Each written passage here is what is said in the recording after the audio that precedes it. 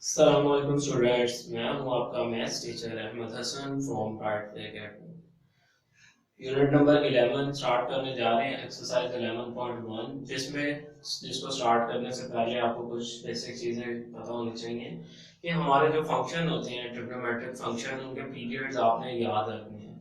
आपने याद रखना है कि साइन एक्स का पीरियड 2 पाई होता है। इसी तरह अगर साइन एक्स का पीरियड 2 पाई है तो कोसेकेंट का भी 2 पाई होता है। और cos का पीरियड भी हमारे पास 2 पाई होता है। cos का 2 पाई पीरियड है तो सेकेंड का पीरियड भी 2 पाई होगा। इसी तरह tan का पीरियड पाई और cot का पीरियड भी हमारे पास पाई होता है। सो 11.1 में से एक question short as a short question जरूर आता है पेपर में। सो इसका जो मेथड है वो आप समझ लें तो आप इसको आराम से सॉल्व कर सकते हैं। आपने करना क्या है, आपके पास फर्स्ट क्वेश्चन गिवन है sin 3x। आपने sin 3x का पीरियड फाइंड करना है। आपने सबसे पहले स्टेप में क्या करना है, हमारे पास गिवन है sin 3x। हमने क्या करना है, साइन और ये जो 3x होगा इसमें हमने साइन के पीरियड को ऐड कर देना है। फर्स्ट स्टेप में हमने क्या करना है, साइन साइन वैसे का वैसे ही, और उसका जो पीरियड, उसका जो थीटा होगा उसमें हमने उस साइन का पीरियड ऐड कर दिया। उसके बाद हम क्या करेंगे, हमने इस x को अकेला बचाना है। सो क्या करेंगे, 3 को हम कॉमन ले लेंगे। साइन और 3 हमारे पास कॉमन आ जाएगा, यहाँ पे x रह गया और प्लस, आपको पता है मल्टीप्लाई वाली चीज बाहर कॉमन लेते हैं तो वो अंदर क्या होती है, वो अंदर डिवाइड होती है। सो ये वाला जो पार्ट आया ना आपके पास, ये वाला पार्ट, ये क्या है, ये इस साइन 3x का पीरियड है। आप लिख देंगे the period of sine 3x is 2 pi by 3। Student बहुत इजी सा 3-4 स्टेप का क्वेश्चन है और 2 मार्क्स इसके आ जाते हैं पेपर में आराम से। आपने इसी तरह बिल्कुल सेम क्वेश्चन नंबर 3 है, क्वेश्चन 2 इसी तरह था तो 3 आप समझ लें। इसमें भी बिल्कुल आपने वही टेक्निक करनी है। बस आपको ये पता होना चाहिए कि साइन का पीरियड क्या होता है, कोस का पीरियड क्या होता है और tan का पीरियड क्या होता है। सो tan का पीरियड आपने सबसे पहले क्या करना है, 4x में ऐड कर देना है। tan का पीरियड आपके पास पाई होता है, सबसे पहले आपने पाई को ऐड कर देना है tan के पीरियड को। और फिर क्या करना है, मैंने बताया आपने x को अकेला बचाना है तो आपको 4 क्या करना पड़ेगा, कॉमन लेना पड़ेगा। अब अगर आपने 4 कॉमन लिया है तो ये मल्टीप्लाई वाला 4 कॉमन लिया है तो वो अंदर जाके क्या होगा, पाई के साथ डिवाइड हो जाएगा। सो स्टूडेंट ये वाला जो पार्ट आया ये क्या है, इसका पीरियड है। सो आप क्या करेंगे, आप लिख देंगे द पीरियड ऑफ, स्टूडेंट ये सर्कल आपने नहीं लगाना, मैंने तो समझाने के लिए लगाया। सो आपने ये सर्कल नहीं लगाना कहीं पेपर में। सो आप क्या लिखेंगे, द पीरियड ऑफ क्वेश्चन आपका tan 4x is pi by 4। सो ये था क्वेश्चन 1 और 3। क्वेश्चन नंबर 5 4 देखते हैं स्टूडेंट। क्वेश्चन नंबर 4 हमारे पास गिवन है cot x over 2। सो हमने इसको भी वैसे ही सॉल्व करना है। हमें याद होना चाहिए कि tan का अगर हमारे पास पीरियड पाई है तो cot का पीरियड भी पाई होगा।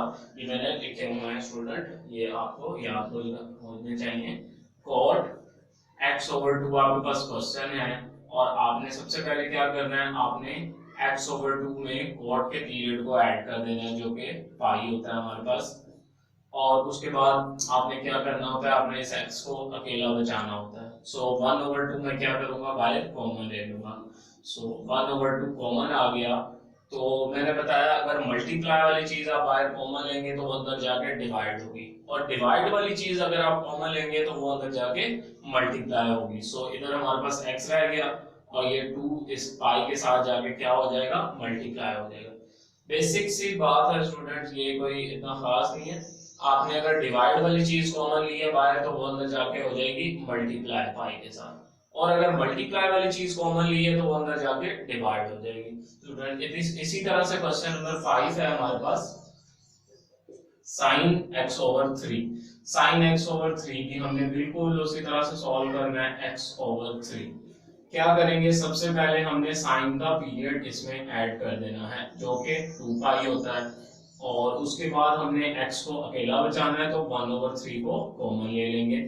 सो 1/3 अगर 3 कॉमन आ गया तो 3 अंदर 2 पाई के साथ जाके क्या हो जाएगा, मल्टीप्लाई हो जाएगा।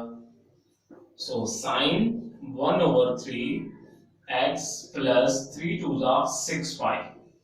सो ये वाला पार्ट आपका क्या होता है, ये आपका पीरियड होता है।